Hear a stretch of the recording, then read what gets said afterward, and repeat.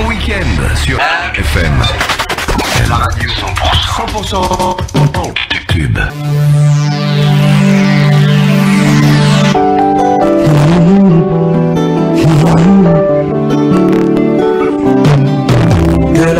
La vraie sagesse aujourd'hui, elle est bafouée. La vraie sagesse aujourd'hui, elle est moquée. On se moque de la vraie sagesse dans le monde dans lequel on vit. Et ça, c'est parce que l'homme est devenu orgueilleux.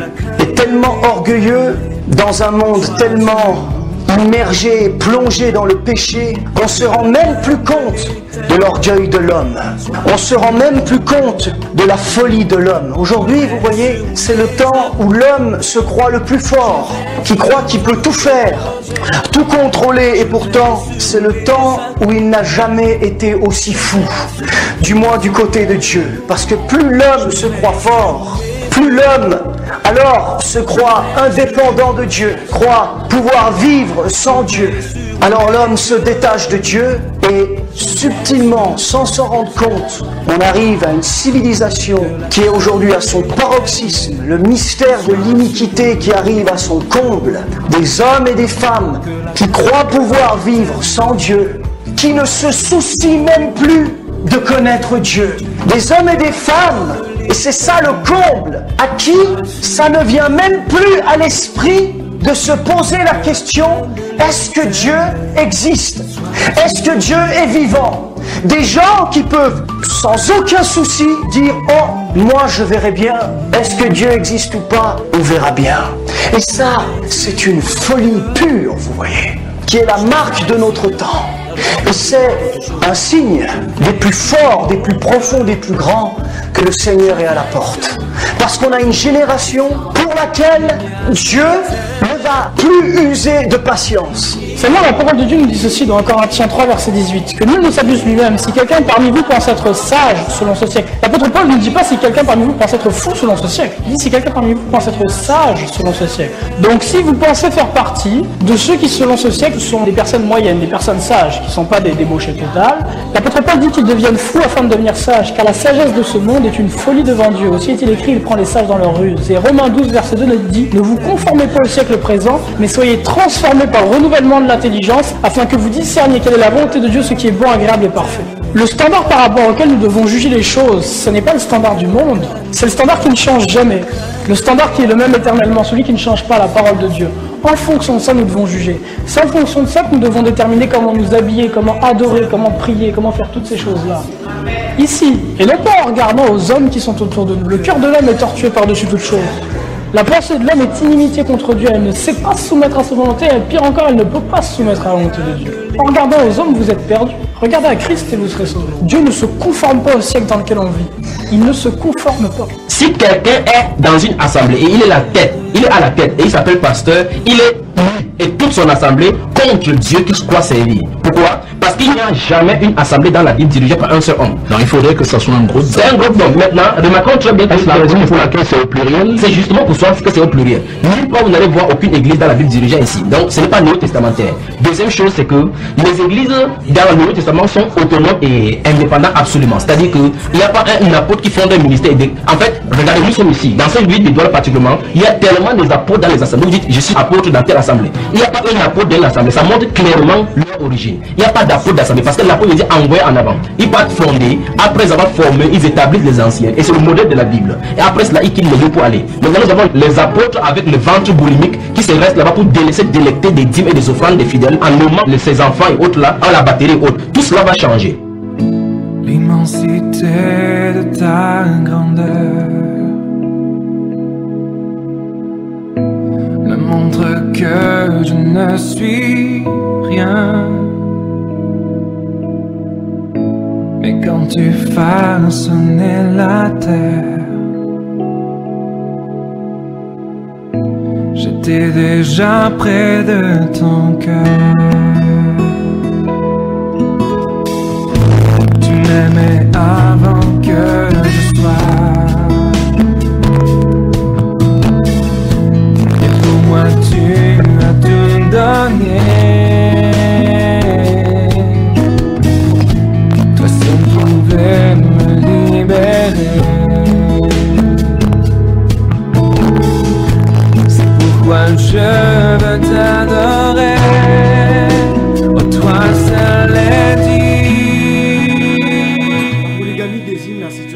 laquelle un individu dispose au même moment de plusieurs partenaires sexuels. Pour une femelle ayant plusieurs mâles, on parle également de la polyandrie. Pour un mâle ayant plusieurs femelles, on parle de polygynie. La polygamie est plus spécifiquement associée à l'homme. En sciences humaines, le terme polygamie est souvent employé par abus de langage pour désigner la polygynie. Dans de nombreux pays, ce terme n'est pas ou peu employé. Le terme est formé à partir de deux mots grecs, polus qui signifie plusieurs et gamos signifiant mariage. Pour cette raison, le terme peut désigner indifféremment le fait d'avoir plusieurs maris ou plusieurs femmes. Le terme polyandrie et polygynie sont donc étymologiquement et sémantiquement incorrects, mais sont de plus en plus usités pour discriminer les deux pratiques. La polygamie, appellation familière, s'oppose à la monogamie. De nombreux pays tolèrent la polygamie sans l'encourager ouvertement. C'est le cas non seulement de la totalité des pays à forte population musulmane, à l'exception de la Turquie, interdiction en 1926, et de la Tunisie, interdiction en 1957. Mais également de quelques pays animistes africains. Quelques États autorisent aussi la polyandrie, c'est-à-dire avoir plusieurs maris pour une seule femme. La polygamie est une pratique mal reçue en Occident au point que de nombreux États la reconnaissant comme un délit. La polygamie est aussi critiquée dans des groupes dans lesquels elle est pratiquée. En Belgique, la polygamie est interdite, mais le 26 juin 2008, un arrêt de la Cour constitutionnelle interdit toute discrimination envers les enfants sur base de la polygamie. Les enfants ne sont en effet pas responsables de la situation maritale de leurs parents, mais le législateur a le loisir de limiter le rassemblement familial des personnes dont le mariage est contraire à l'ordre public belge et à celui d'autres pays membres de l'Union européenne. Au Canada, la polygamie a été confirmée comme illégale en fin 2011 par la Cour suprême de la Colombie-Britannique. La liberté de religion ne vient pas légaliser cette pratique dont il est jugé qu'elle cause un tort considérable aux femmes, aux enfants, à l'institution canadienne du mariage. Ainsi, les gens de cette province pratiquant la polygamie sont susceptibles de poursuites criminelles. L'ONU demande à ses États membres de légiférer pour interdire la polygamie qui a de graves conséquences pour les femmes et les enfants. Tant la Commission des droits de l'homme que le Comité pour l'élimination de la discrimination à l'égard des femmes ont estimé que les mariages polygames constituent une discrimination à l'égard des femmes et ont recommandé de les interdire. Messieurs et dames, bonsoir et bienvenue. Le thème ce soir, c'est la polygamie, familièrement appelée polygynie, familièrement appelée polygamie. Non, déjà même il ne faut pas penser à être polygame parce que ce n'est même pas d'abord bien. Ça va te ralentir vraiment l'évolution. Ça ralentit beaucoup l'évolution. Ouais, bon, à l'époque encore avec les parents, ils savaient comment adapter. Mais aujourd'hui, avec les temps qui courent, c'est plutôt évident. Ce n'est même pas bien. Actuellement, il faut chercher à avoir une seule et la maintenir à la maison. C'est tout ce que moi je peux dire là maintenant. Bon, un parent qui est déjà polygame, je ne sais pas quel conseil je peux encore lui dire. Tout simplement, c'est qu'il essaie seulement de maintenir la paix dans son foyer, de faire en sorte que les gens puissent vivre en harmonie. Parce que généralement avec les femmes, ce n'est pas très facile de les gérer à la maison. C'est pas très facile. Comment un pasteur peut avoir plusieurs femmes? Il ne mérite même pas le titre de pasteur, celui-là. Qu'il arrête directement. Il arrête directement cette histoire. Comme il dit qu'il va prêcher là, qu'il arrête directement. Il n'est pas pasteur. Il n'est même pas un peu pasteur. Là-bas, c'est un filou, il n'est même pas pasteur. Comment vous ça n'a même pas de sens. Comment il peut avoir plusieurs pasteurs? Comment il peut avoir plusieurs femmes? C'est un filou là-bas, il n'est pas pasteur. Qu'il arrête, qu'il fait même sa boutique de l'église là, il n'est pas pasteur.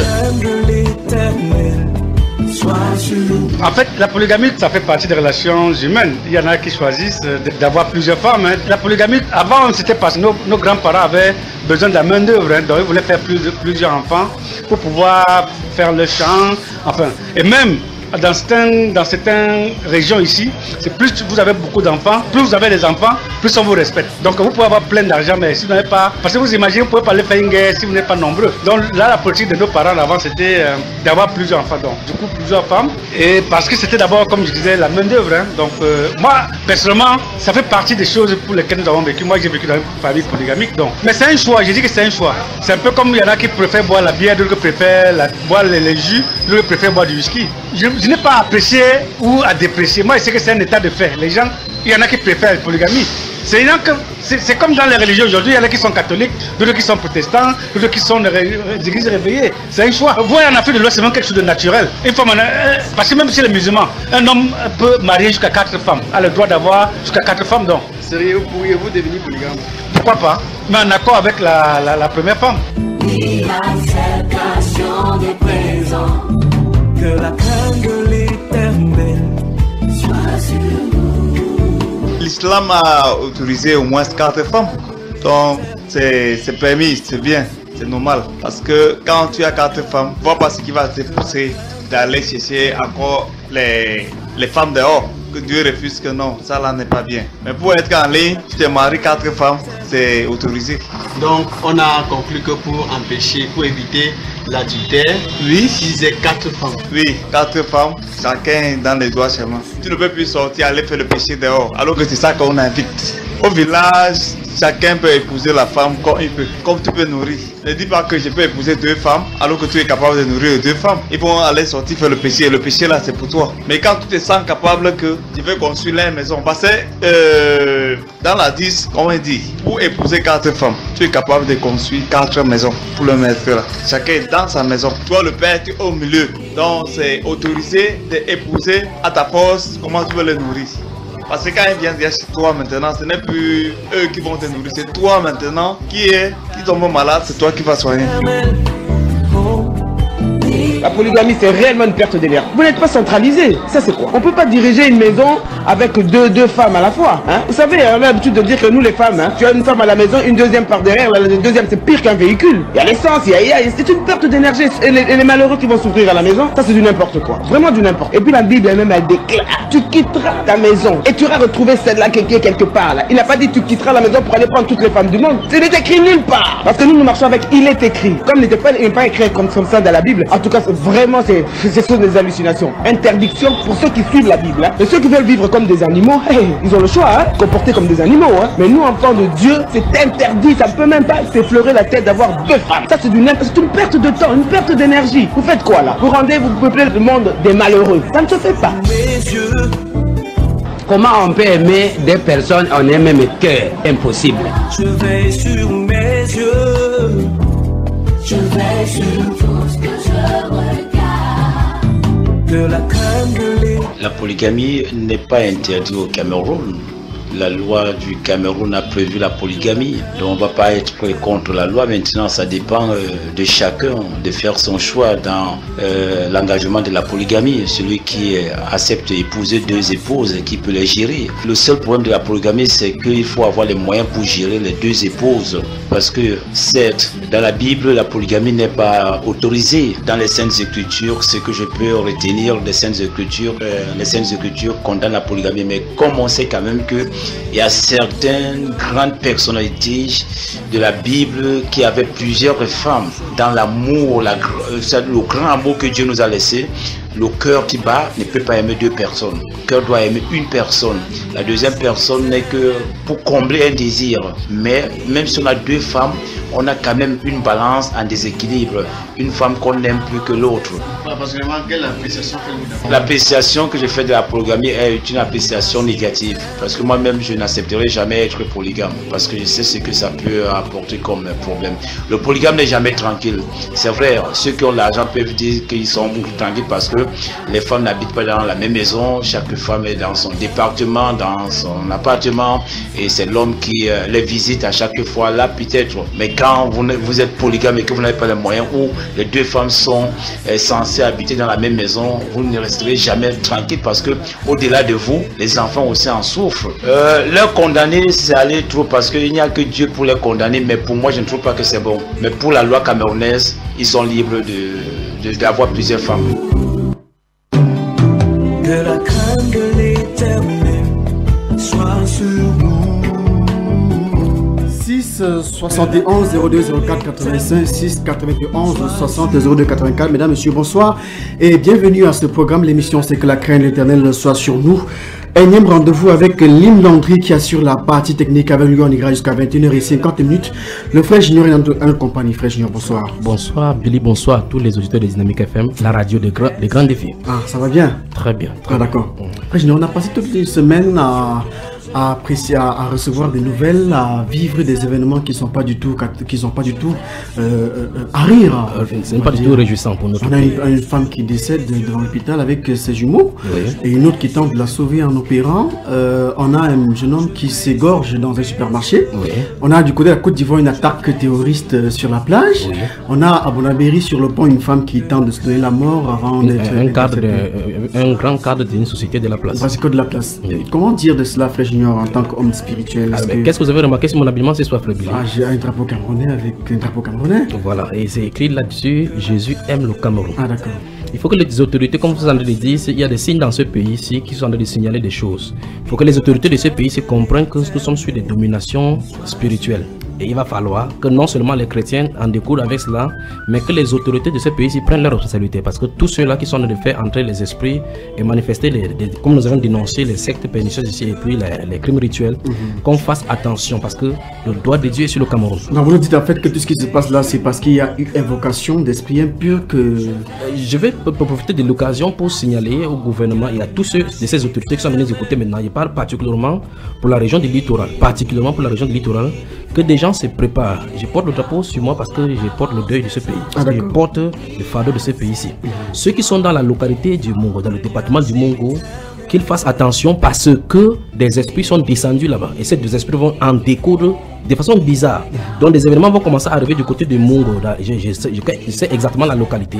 Les esprits vont commencer à en découdre là-bas. Mais sur le plan humain, on va voir que ce sont les hommes qui sont en train de le faire. Mais pourtant les esprits sont là-bas. Donc les esprits sont dedans. Que ceux qui sont du côté de Mungo, les chrétiens qui sont là-bas, qui se réveillent pour prier. Pour ce qui est de la porte d'entrée du Cameroun, du littoral, il faut que les autorités préviennent, se préparent à des éventualités, des choses bizarres qui vont arriver parce qu'en réalité, il y a des situations qui vont arriver dans cette ville et dans ce pays où on aura les aides étrangères, l'aide venant des étrangers qui vont venir et ça ne suffira même pas. Donc il faut qu'on fasse attention. Il faut la repentance, il faut qu'on arrête de faire ce qu'on a de faire sur ce pays. C'est vrai que c'est pas trop le débat de ce soir, c'est-à-dire donc tout ce qu'on a vécu, c'est une manifestation démoniaque. C'est un signe précurseur. C'est un signe précurseur de quelque chose qui vient d'arriver. Qui annonce quoi? Qui annonce le cataclysme, négatif, il n'y a jamais de détresse qui est positive.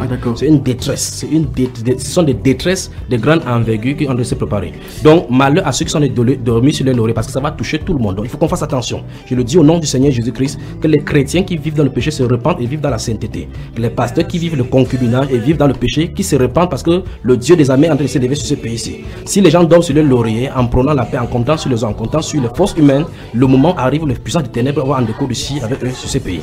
6 71 02 04 85 6 91 60 02 84.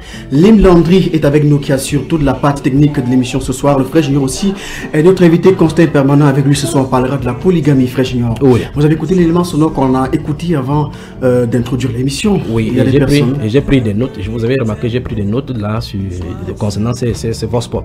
Allons-y donc avec vos notes avant d'embrayer avec les questions-réponses et aussi l'élément sonore qu'on s'écoutera qui sont les propos d'un pasteur qui a 7 femmes dans son répertoire de femmes et qui défend la polygamie avec véhémence. Frère Junior. Oui, je note d'abord dans le vox pop que nous avons suivi qu'il y a des différentes positions. Les positions sont mitigées selon qu'on se trouve dans un cas ou dans un autre. Mais lorsqu'on regarde là-bas, on voit effectivement qu'il y a une tentative d'explication de la mise en place de la polygamie. D'autres pensent effectivement, comme l'un des auditeurs a dit, qu'il s'agissait qu'en grande partie dans notre tradition de la recherche de grand nombre d'enfants pour les mendiants.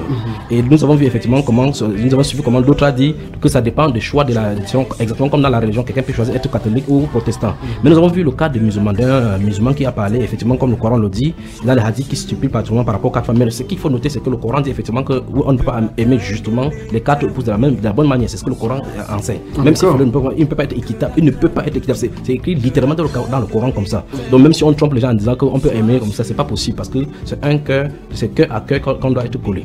Donc nous voyons effectivement comment d'autres personnes ont dit qu'on peut aimer, on ne peut pas aimer 2 femmes tout en étant sincère avec eux. Ce sont les notes qui sont sorties. Donc nous voyons effectivement qu'il y a sociologiquement parlant, les positions sont mitigées. Pour ceux qui sont riches, ils pourraient comprendre cela comme la dépense. Pour ceux qui sont pauvres, et dans notre culture ici, comme quelqu'un a dit, dans notre tradition ici, chez les Bamileke et autres, c'est tout naturel que ça soit ainsi. Donc nous voyons effectivement pourquoi certaines personnes prenaient des femmes en expliquant qu'elles ne savent pas qui va devenir quoi. L'un pourra devenir ministre, l'autre devient médecin, autre là-bas. Mais la sociologie qui se cache derrière, c'est que beaucoup de personnes montrent que l'éducation, la prise en charge de ces femmes-là, c'est pour ça que vous avez cité dans votre introduction, le cas de la loi du Canada qui parle que ça fait beaucoup de mal à la loi matrimoniale, à la société matrimoniale. Donc nous voyons effectivement, si on prend ces cas-là, si on prend les avis des uns et des autres, selon qu'on se trouve dans un cas, quelqu'un dira que c'est favorable, l'autre dira que ce n'est pas favorable, selon le cas, et chacun aura raison dans son cas. Ah d'accord. Mesdames, messieurs, merci à tous et à chacun. On va prendre la publicité qui dure 10 minutes et on va reprendre l'émission à 21h00. Je rappelle que vous écoutez l'émission Que la crainte éternelle soit sur nous, qui traite ce soir du cas de la polygamie avec toutes les questions qui tournent autour. Donc le Frère Junior nous donnera des réponses. À tout de suite. Vous êtes sur Dynamique FM. Salut à tous et bienvenue sur la modulation de fréquence. Mon nom est Billy Cola. Je suis d'avis que vous ayez la crainte du Seigneur au travers des instructions du frère Junior. La Bible déclare votre corps est le temple du Saint-Esprit. Si c'est ton corps où il habite, tu pars dans quel temple le chercher encore? Amen. L'église du Seigneur est son corps. Vous êtes membres chacun pour sa part. Nous tous nous formons son corps. Peut-être tu es l'œil, peut-être l'autre est oreille. Chacun doit faire sa fonction. Jésus est la tête. Amen.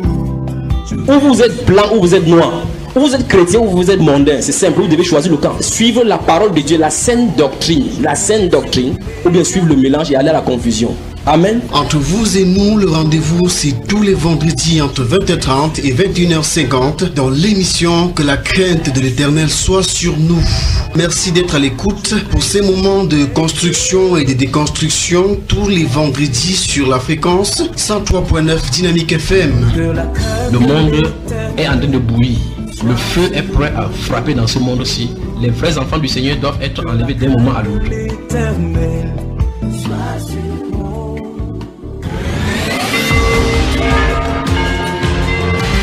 Dynamique FM. Dynamique FM, il est 21h.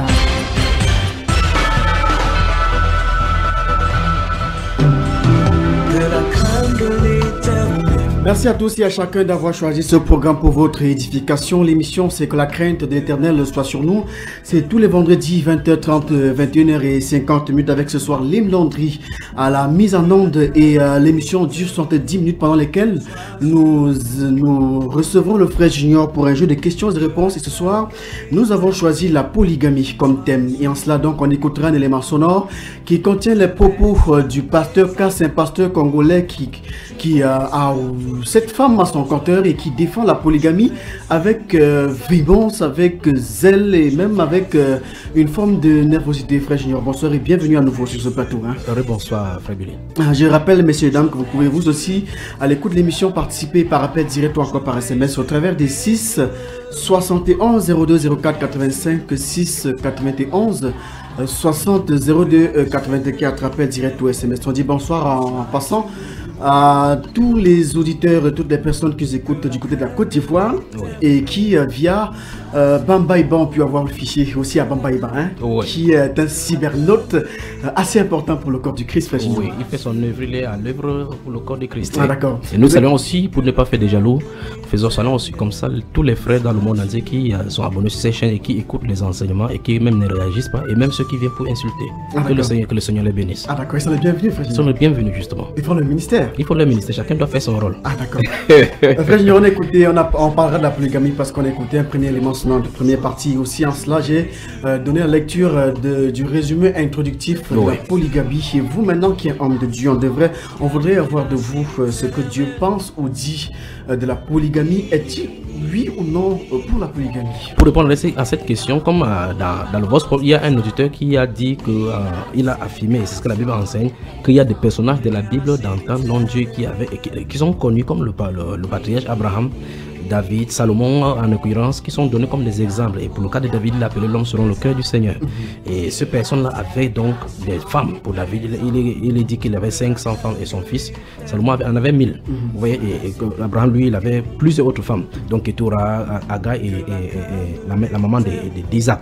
Donc quand vous posez la question, donc, pour développer le problème, ce n'est pas tout simplement simple. Parce que quand vous dites qu'un pasteur a 7 ou 8 femmes, il doit avoir des arguments dans la Bible forcément. Ah d'accord. Quand les gens qui enseignent la doctrine de prospérité enseignent, ils enseignent avec des versets bibliques. Quand des gens qui veulent pratiquer par exemple la sorcellerie, la voyage astral, écouter les horoscopes, ils ont des cas dans la Bible, des cas de mages qui sont venus adorer Jésus en disant que ce sont les mages qui ont même indiqué aux chrétiens que Jésus était né. Donc chacun dans la Bible tirera son sort. C'est pour cela que chaque fois ne cesse de dire aux gens que les hérésies sortent de la Bible. Pour qu'une doctrine, un enseignement soit hérétique, il faut que ça tire sa source de la Bible. Donc on part d'un fait ou bien d'un verset biblique ou bien quelques versets bibliques, on commence à tordre selon le sens. C'est donc pour cela que pour développer dans ces situations, le thème ô combien important maintenant, puisque quand vous dites que c'est un pasteur, ça se pose qu'il enseigne des gens. S'il établit dans les différentes dénominations, les gens qui y sont enseignés vont être enseignés sur ceci. Le pasteur Kass, c'est quoi, c'est Kassamba, Kana. Avant qu'on continue avec vous, frère, je rappelle que la polygamie ici, c'est l'appellation du langage familier, parce que en fait, le mot polygamie désigne le fait d'une personne d'avoir plusieurs conjoints. Oui. Ça peut être pour le cas de la femme d'avoir plusieurs maris, ou pour le cas de l'homme d'avoir plusieurs femmes. Oui. Mais ce soir, on traite pour le cas de l'homme. Et puis le cas des homosexuels arrive, parce qu'il y a un homosexuel celui qui commande pourra prendre plusieurs autres homosexuels. Donc c'est la dérive qui va continuer comme ça. Ils vont devoir trouver un autre nom là pour cela. Et donc à cela, donc le thème normalement qu'on traite ce soir, c'est la polygynie. Oui. Mais on utilise le mot polygamie parce que c'est ce que la connexion, c'est ce que les gens comprennent. Ah d'accord. Donc on aimerait donc avoir de vous, frère Junior, ce que Dieu pense, ce qu'il dit de la polygamie. Donc dans mon développement, j'étais en train de dire que le problème est profond comme d'autres problèmes de la Bible. C'est comme par exemple lorsqu'on touche le cas de la dîme, où effectivement les pasteurs vont aller prendre Malachie chapitre 3. Pas pour dire que Malachie chapitre 3 est faux, pas pour dire que l'enseignement de la dîme ne se trouve pas dans la Bible, ça se trouve dans la Bible, mais il faut comprendre, il faut s'asseoir, accepter de s'asseoir et comprendre l'enseignement, c'est-à-dire le plan de Dieu, la pensée de Dieu derrière. Ah, d'accord. C'est ça que quand quelqu'un va brandir par exemple Malachie chapitre 3, verset 10, il faut comprendre la pensée de Dieu. Il faut comprendre la pensée de Dieu. Parce que nous on a comme l'impression, et les autres qui abordent la Bible, le commun du mortel, c'est que quand on lit dans la Bible, on doit directement appliquer. Ok, ben si c'est comme ça, je vous dis donc, Judas est allé se faire tuer, laissez cette femme qui était sur le volet, aller se faire tuer, elle a raison. Vous voyez. Donc vous voyez, voici le roi Saül qui est dans le combat, dans le livre de 1 Samuel. Il voit effectivement que Dieu l'a abandonné, qu'il n'a plus de force, les prophètes l'ont abandonné. Il voit effectivement les insurrections vont le tuer. Il prend le couteau, il se jette là-dessus, il se tue. Ah d'accord. Alors ben, pour autant, est-ce que je dois voir les événements qui vont me dépasser, je dois me faire tuer? Voici Judas qui est venu demander pardon à Dieu et il est venu demander pardon. Il a livré le sang innocent, il a versé le pardon. Donc il n'a pas mangé un seul franc sur ces 30 pièces qu'il a vendu du Seigneur Jésus. Il lui déclare qu'il allait se pendre. Donc puisque c'est écrit dans la Bible, dois-je aller aussi le faire? Ah d'accord. La Bible déclare dans Osée chapitre 1 verset 1 que la première fois que tu as donné de l'ordre au prophète Osée, c'est qu'il va prendre une femme prostituée. Est-ce que comme je vais lire comme ça, il dit voici Osée qui a la fait. Est-ce que il peut sortir maintenant, je vais prendre une femme prostituée aussi parce que j'ai vu dans la Bible? Non. Les choses donc sont écrites dans la Bible pour nous montrer deux volets. C'est que Dieu veut, c'est que Dieu ne veut pas. Donc quand nous allons dans la Bible, il faut que nous comprenions ce que Dieu veut et ce que Dieu ne veut pas. C'est pour ça qu'il dit que c'est profond. Il faut aborder cela pour qu'on puisse toucher ça. Il faut qu'il prenne les petits exemples d'à côté pour enseigner le principe. Avant que vous continuiez, frère, j'aimerais rappeler les contacts à ceux qui sont à l'écoute, mesdames, messieurs. Nous vous souhaitons d'avance bienvenue à ceux qui viennent prendre l'émission en cours. Et on rappelle donc les contacts sont les 6 71 02 04 85. Je reprends. 6 71 02 04 85, 6 91 60 02 84, appel direct ou SMS, allez-y, frère. Oui, prenons encore un autre exemple pour vous voyez ce que je suis en train de dire. Il dit c'est profond. Il y a certains chrétiens aujourd'hui, c'est un groupe chrétien aujourd'hui qui s'habille en blanc et qui marche pieds nus. Ah d'accord. Christianisme céleste, c'est oui, ça. Oui. D'où ce que tu es là, parce que Dieu a dit à Moïse, le lieu où tu te trouves est saint, enlève ton soulier. Ah d'accord. Il a dit ça à Moïse. Il n'a pas dit ça à Abraham. Mais est-ce qu'après cela, Moïse marchait pieds nus? Alors, vous posez la question, si eux ils avaient posé la question de cette bonne façon-là, ils ne marcheraient pas pieds nus. Ça c'est le problème. Vous voyez. D'autres encore, il y a un autre groupe qui écrit, il porte seulement un habillement qui a des versets bibliques là-dessus. Il croit qu'en faisant ça, il est en train d'évangéliser. D'où est-ce qu'il tisse là? Deutéronome chapitre 6 nous dit effectivement, quand tu rentres dans le pays, écris les phrases sur les linteaux de porte, écris le ciel sur ton fronton pour que chaque matin tu lis au sortir, au coucher. C'est ce que la Bible déclare. Mais est-ce que c'est ce que les chrétiens faisaient? Est-ce qu'ils ont compris ce que la Bible a dit? Voilà autant de choses. La Bible déclare dans Malachie chapitre 3 verset 10 que vous volez Dieu chaque fois dans verset 8 à 10 et vous êtes frappé par la malédiction. La Bible déclare que la nation tout entière, le pasteur prend cela dans les églises pour haranguer les chrétiens. Or la Bible parle de la nation tout entière. Donc s'il s'agit d'un chrétien du Cameroun, tout le Cameroun est maudit à cause de la dîme. Alors maintenant il faut expliquer à ce pasteur et à tous ses acolytes que non, ne faites pas de telles choses parce que vous n'êtes pas des sacrificateurs, vous n'êtes pas des lévites, nous ne sommes pas Israël. Il y a une ordonnance pour l'église de l'ancien du Nouveau Testament, c'est-à-dire pour les chrétiens. Et ainsi donc, lorsque un chrétien qui ne connaît pas la Bible va se voir présenter Malachie chapitre 3, il va dire vous êtes frappé par la malédiction, directement il va avoir peur. Et plusieurs pasteurs effectivement disent qu'il y a des gens qui enseignent qu'on ne peut pas la dire, pourtant voilà ça qui est écrit. La Bible parle du sabbat, c'est le 4e commandement. La Bible déclare que 6 jours tu vas travailler, 7 jours ça sera consacré à Dieu. Ah d'accord. Maintenant, et il y a un groupe chrétien aussi qui croit effectivement qu'il faut respecter le sabbat. Ah d'accord. Les Adventistes, du 7e jour. Ah, mais maintenant, ils respectent cela depuis avec Miller et autres et tous les autres là. Quel qu'en soit ce qu'ils vont faire là-bas, ils seront coupables par rapport à ce sabbat parce qu'ils ne pourront jamais remplacer et faire le sabbat comme il se doit. Donc ça veut dire qu'en voulant respecter le sabbat, ils vont pécher contre le sabbat. Comment comprendre qu'une personne pratique quelque chose qui vient de la Bible se retrouve hors de la volonté de Dieu? C'est pour cela que si Dieu n'envoie pas quelqu'un, dans 2 Corinthiens chapitre 10, le verset 18, la Bible dit que ce n'est pas celui qui se recommande lui-même qui a approuvé, c'est celui que Dieu recommande. Parce que quand Dieu te recommande, tu vas dire les paroles du Seigneur. Vous ne pouvez pas venir dire aux gens maintenant que commencer à construire l'âge de Noé. Il y a des pasteurs qui disent aux gens que construisons l'âge de Noé. Comme les témoins de Jéhovah dit, à moins que vous ne soyez dans l'âge de Noé moderne, vous ne devez pas être sauvés. Ah d'accord. Kako Philippe dit également dans l'âge de Noé moderne, parce que l'âge là symbolisé maintenant le mouvement sur Kako Philippe, comme nous avons vu là. Donc vous voyez effectivement que chacun peut prendre et tordre comme il y a des torts. Mais le vrai problème c'est ici, qui a connu la pensée de Dieu? C'est le vrai problème. Donc comprenant les affaires de l'Édime, des sabbats, d'aller à Jérusalem à pied 3 ans par année, ainsi de suite, ceux qui marchent à pied là, et ainsi de suite, des écriteaux sur la parole. C'est ça qui fait cette diversité là maintenant. Vous prenez l'église catholique, elle va vous dire que Jésus a dit que tu es pierre, sur cette pierre je bâtirai mon église. Et tous sans exception savent et croient bêtement à cela. Ils ne savent pas que c'est un mensonge depuis des années qu'ils sont en train de vivre. Mais vous posez la question à quelqu'un, que veut dire église? Il n'y a pas un seul verset dans la Bible qui dit que l'église c'est un bâtiment. L'église ce sont les êtres humains pour lesquels le Seigneur Jésus est mort. Ce seul bon sens voudrait qu'ils comprennent effectivement que la basilique Saint-Pierre qui se trouve là-bas, mais si on avait bâti ça sur le tombeau de l'apôtre Pierre, il faudrait qu'il fuit ça parce que l'église n'est pas bâtie sur un cadavre mais sur la révélation du Seigneur Jésus-Christ. Combien de personnes sont dans le mensonge comme ça? C'est ça qui veut dire qu'il faut qu'on comprenne le plan de Dieu. Donc chaque groupe chrétien et chacune de ces personnes qui sortent avec des révélations bibliques, avec des versets bibliques pour contredire les autres et puis amener les gens à la dérive. Ils sont en train de créer les sectes pour diviser le corps de Christ. Mais au milieu se trouve le corps du Seigneur Jésus-Christ. C'est-à-dire donc quand vous écoutez tout ce qui est écrit dans l'Ancien Testament, encore il y a des passages qui sont écrits et qui ne devraient pas être appliqués tels quels, mais qui devraient être appliqués après avoir eu la révélation. Il y en a plusieurs. Permettez-moi de je lis un, vous allez voir, ça sera amusant. Allez-y, Deutéronome chapitre 24. 6 71 02 04 85 6 91 60 02 84. L'émission c'est que la crainte de l'Éternel soit sur nous. Mesdames, messieurs, faites partie de l'émission par paix direct ou encore par SMS. Allez-y, frère. Prenons bien aimés à la maison, auditeurs, tous ceux qui nous écoutent dans le monde entier. Prenons Deutéronome chapitre 23. Je vais lire les 2 premiers versets et nous allons voir. Il y en a plein comme ça pourrait donner les exemples. Je vais citer tout simplement les contenus du verset. Dans Deutéronome chapitre 23, la Bible déclare: celui dont les testicules ont été écrasés ou l'irette coupée n'entrera point dans l'assemblée de l'Éternel. Vous voyez ça? C'est écrit normalement que celui qui a les testicules, je vous ai dit ce serait amusant, mais c'est la Bible, il faut qu'on lise. Donc c'est écrit ici que celui dont les testicules ont été écrasés ou l'urètre coupée n'entrera point dans l'assemblée de l'Éternel. Et la Bible déclare verset 2, celui qui est issu d'une union illicite n'entrera point dans l'assemblée de l'Éternel. Même sa 10e génération n'entrera point dans l'assemblée de l'Éternel. Qu'est-ce que vous en dites ici? Maintenant, il peut vous prendre les gens dans la Bible qui sont issus des relations illicites, qui sont même comptés dans la généalogie de Jésus. Nous voyons le cas de Judas qui allait coucher avec sa belle-fille et qui a enfanté Pérez et qui donc c'est un grand-parent de Jésus. Nous voyons le cas de Rahab, la prostituée, qui a enfanté et qui donc c'est l'un des parents du Seigneur Jésus. Maintenant, prenons ce cas-ci. Comment on pouvait appliquer ça aujourd'hui dans l'église alors que c'est la période de la grâce et de la miséricorde? Voici les choses qu'il faut comprendre. Dans le livre d'Exode de la Bible, au chapitre 7, la Bible déclare que tu ne laisseras pas vivre la magicienne. Donc normalement on doit les lapider. La Bible déclare dans le livre de Nombre que lorsqu'un homme va prendre une femme pour épouse, s'il va lors de la nuit nuptiale là, il rencontre la femme dans les rapports sexuels, il se rend compte que la femme n'est pas vierge, il va venir de les présenter aux anciens de la ville en disant que j'ai pris cette fille-ci, il n'est pas trouvé vierge, on va la conduire, après avoir vérifié ça, si c'est vrai, on va la lapider. Combien de chrétiens se marient aujourd'hui étant vierges? Donc vous voyez effectivement qu'il y a dans les prescriptions sous la loi, comme la Bible le dit elle-même dans Hébreu, qu'il y a des choses qui ont été données sous la loi pour un certain nombre de temps, jusqu'à une certaine époque de réformation. Donc dans la pensée du Seigneur, il y a une réforme qui devait avoir lieu.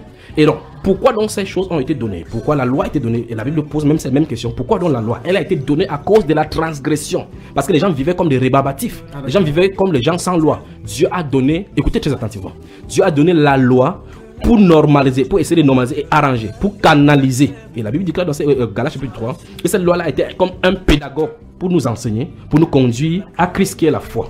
Donc ça veut dire que si quelqu'un veut lire la Bible de la bonne façon, il faut qu'il suive un carnaval. Il marche avant la loi, il marche pendant la loi, comment Dieu a agi, et qu'il se pose toujours la question pourquoi Dieu a-t-il permis ceci. Donc voici Dieu par exemple qui dit que quelqu'un qui a le testicule écrasé n'entrera pas dans son assemblée. Par exemple, ça veut dire que si quelqu'un se trouve maintenant être chrétien, il se rend compte qu'il a le testicule, ça veut dire qu'il doit sortir de l'assemblée. D'accord. Et maintenant, quel est donc le meilleur moyen de retrouver cette volonté de Dieu qu'il faut suivre? C'est pour cela, c'est une très bonne question. Il faut que les gens qui écoutent les pasteurs, comme ils sont en train de m'écouter maintenant, vérifient dans la Bible, pas seulement ce que les versets, parce que comme je dis, les hérétiques vont venir enseigner avec les versets bibliques. Ils vont prendre tel verset. Il faut que non seulement les gens prient, qui cherchent Dieu sincèrement, mais qui prennent l'habitude de lire leurs saintes écritures.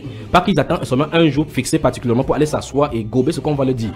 L'entretien que quelqu'un a, la communion que quelqu'un a avec le Seigneur, quand le Seigneur peut vous révéler des choses, le Seigneur peut vous parler. Puisqu'il parle aujourd'hui, il a dit, mes brebis entendent ma voix et me suivent. Ils ne suivront pour un mercenaire. Donc quelqu'un qui va venir trafiqueront de nous avec les paroles trompeuses. C'est ce que la Bible nous avertit. Selon les condamnations a été écrit pour longtemps, depuis longtemps. Qu'est-ce que quelqu'un qui m'écoute maintenant fait? Il doit prendre l'habitude de lire la Bible, c'est-à-dire vérifier la chose dans la Bible. Lire la Bible dans la Bible, c'est quand même terrible que vous avez quelqu'un qui dit qu'il est 35 ans dans la foi, il n'a jamais lu la Bible. Quand vous dites vérifier la Bible, c'est pasteurs qui font ces choses que vous dénoncez et même que vous arrivez à prouver que c'est pas ce qu'il faut faire. Oui. Ils démontrent par la Bible. On a trouvé quelque chose. Les pasteurs sont allés dans les écoles, comme nous avons dit, les écoles théologiques. On leur a donné la façon d'enseigner.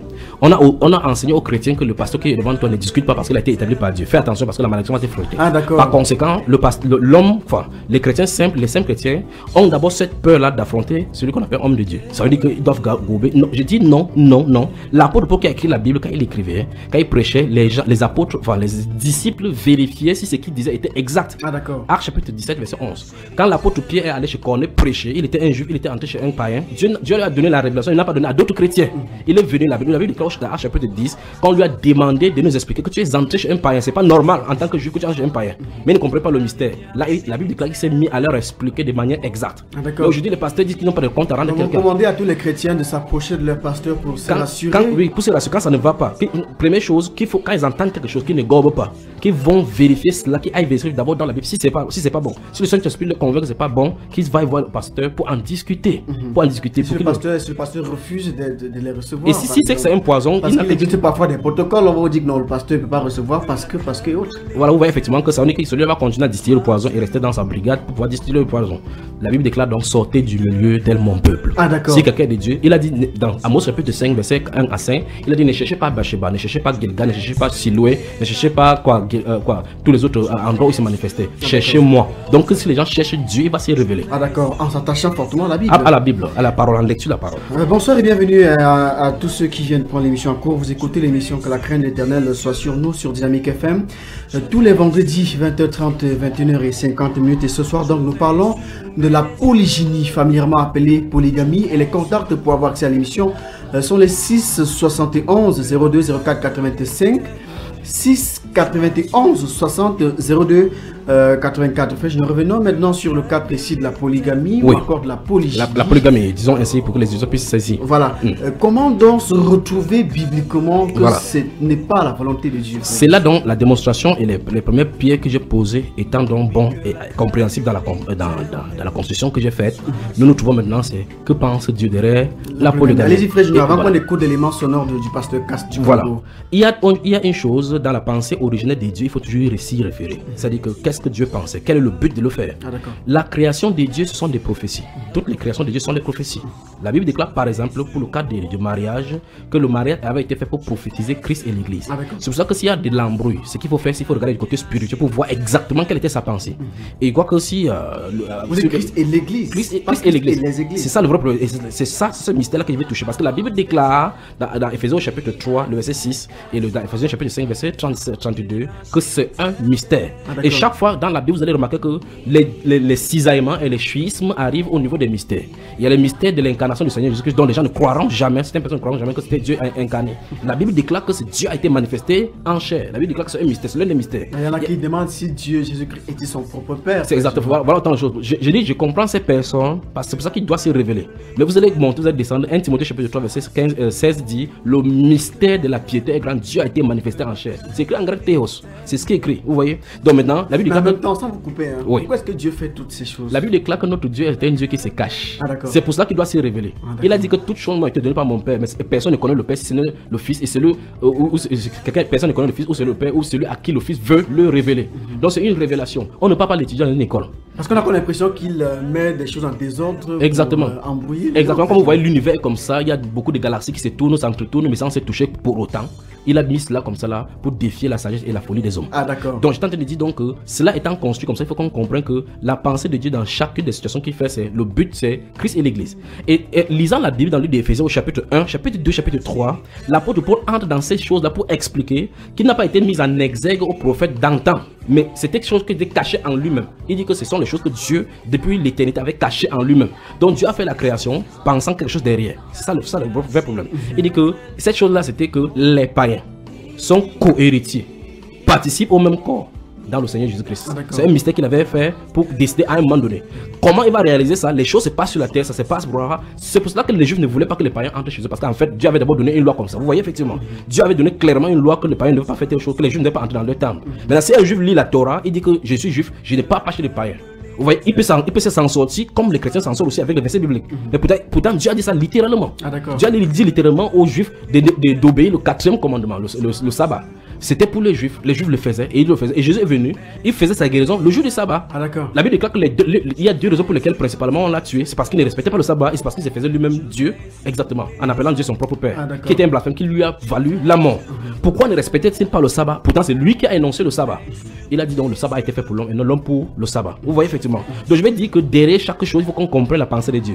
Et donc, lorsque Dieu crée donc l'homme et la femme, la Bible déclare l'homme et la femme. Il n'a pas créé l'homme et les femmes. Pourtant, l'homme avait plusieurs côtes. Ah, d'accord. C'est quand même, sur ce raisonnement-là, l'homme a plusieurs côtes. Il n'en a pris qu'une seule côte pour en faire sa femme. Ah, d'accord. Parce qu'on peut dire que sa femme, lorsqu'il épouse Catherine, c'est sa femme. Lorsqu'il épouse Gaël, c'est sa femme. Lorsqu'il épouse Mangagenèse, c'est sa femme. Nous voyons effectivement que Dieu a pris l'homme et il a fait sa femme. Il a dit que les deux, il n'a pas dit trois, devenant une seule chair. Ah, d'accord. Parce que l'homme a été pris de la femme. Je pose seulement un exemple. Si un homme a 100 femmes ou bien 2 ou 3, si on revient à l'original, la première femme, en supposant que la première femme fût sa femme, la deuxième est sortie de quelle partie? Vous voyez là où on se trouve, il y a un problème. Une grande interrogation. Une grande interrogation, mais pourtant il faut qu'on regarde maintenant, c'est du Seigneur Jésus-Christ qu'on doit regarder pour voir effectivement d'où vient le mystère, le pourquoi le mariage a été donné, pour comprendre en profondeur le problème de la polygamie. On va donc écouter l'élément sonore qui contait les propos du pasteur Kasslet de Congo. Il a vu cette femme, il défend hardiment la polygamie avec l'hymne d'André à la technique. À tout de suite. Je m'attaque à votre enseignement qui est mensonger. Vous dites que Dieu n'a établi que l'amour. Parce que quand vous dites ça, Dieu devient pécheur, vous devriez le dire. Quand il fait de David un grand polygame. Quand Dieu établit la polygamie dans sa loi. Lévitique, tout le chapitre, surtout au verset 18, dans la version que j'ai ici.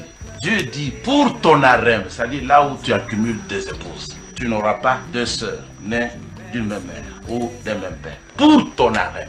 Et Dieu dit aussi, maudit soit celui qui prendra l'une des épouses de son père. Vous devriez avoir assez de courage pour dire, Dieu qui encourage la polygamie et l'établit ici, c'est lui l'auteur du désordre. Alors je vous respecterai. Maintenant quand vous dites, l'homme s'attachera à sa femme, vous pensez qu'un polygame n'a pas le droit de s'attacher à sa femme? Parce que David, 2 Samuel 12, verset 24, David consola Bathsheba sa femme. C'est dans ta Bible. Donc un polygame, même s'il a 1000 femmes, il a le droit de s'attacher aussi à sa femme. Chacune est sa femme, comme dans 1 Samuel 2, dans chapitre 1er, verset 2. Elkana avait 2 femmes épousées. Anne est appelée au verset 4, sa femme. Pénina aussi, sa femme. Donc cette écriture, je la remets dans le contexte de toutes les écritures pour vous dire que, chers collègues, Dieu ne se contredit pas. Le Seigneur est parfait au sujet de la polygamie comme étant le mariage qu'il a institué lui-même après la chute. C'est pour ça que Jésus-Christ a expliqué ça. Il a dit, au commencement, il n'en était pas ainsi. Il voulait dire clairement par là que nous ne sommes plus au commencement. Depuis Genèse 3, le péché d'Ève a fait que la première alliance où il y avait un homme et une femme, Adam et Ève, soit brisée et disparaisse.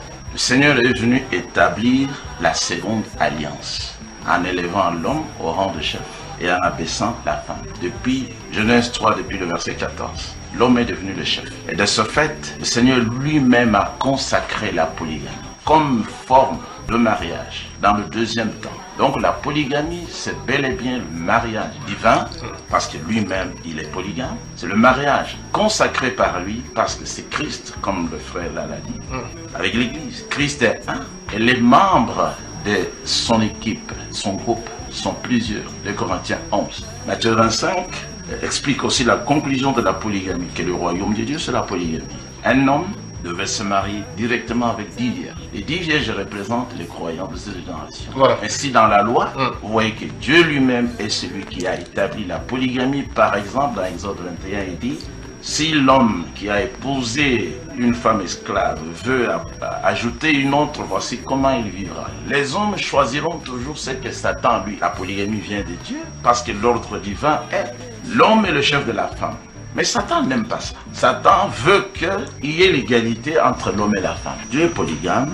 Dans Ézéchiel 23, il a dit, j'ai épousé 2 filles qui m'ont donné des enfants, des fils et des filles. De David, dans 2 Samuel 12, Dieu dit à David au verset 8, je t'ai donné des femmes.